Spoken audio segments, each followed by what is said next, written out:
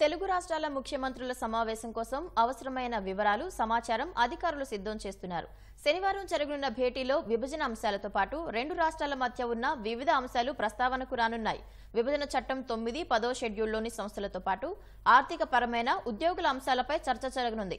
భద్రాచలాన్ని ఆనుకొని ఉన్న 5 విలీన గ్రామాలను ఏపీ నుంచి తెలంగాణకు బదలాయించాలన్న అంశం కూడా ప్రస్తావనకు రానుంది.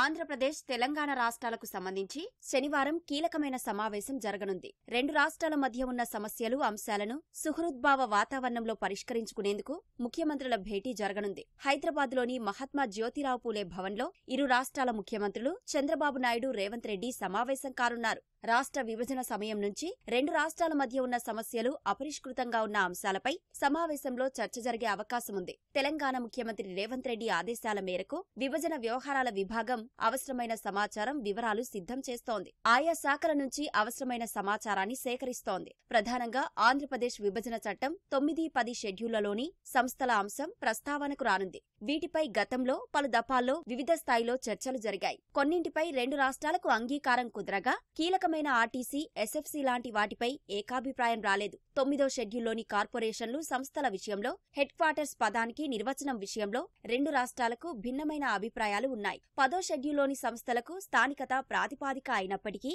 ఏకాభిప్రాయం రాలేదు. హైదరాబాద్ నగరంలోని భవనాలు, క్వార్టర్స్ అంశం కూడా చర్చకు వచ్చే అవకాశం ఉంది.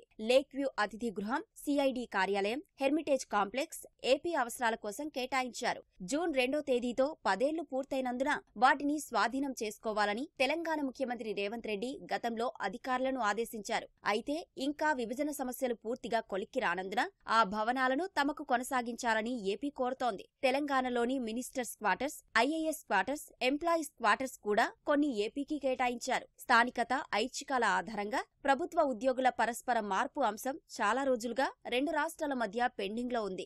ఏపీ స్థానికత కలిగిన 1853 మంది విద్యుత్ ఉద్యోగుల వేతనాల వ్యత్యాసం, సర్దుబాటు అంశంతో పాటు పౌర సరఫరాల శాఖకు చెందిన ఫుడ్ క్యాష్ క్రెడిట్, వడ్డీ అంశం కూడా ప్రస్తావనకు రానుంది. విద్యుత్ బకాయిల అంశం కూడా రెండు రాష్ట్రాల మధ్య చాలా రోజులుగా ఉంది. తమకు బకాయిలు రావాలని రెండు రాష్ట్రాలు గణాంకాలతో సహా భిన్న వాదనలు వినిపిస్తున్నాయి. ఈ అంశం కూడా ముఖ్యమంత్రుల సమావేశంలో ప్రస్తావనకు రానుంది.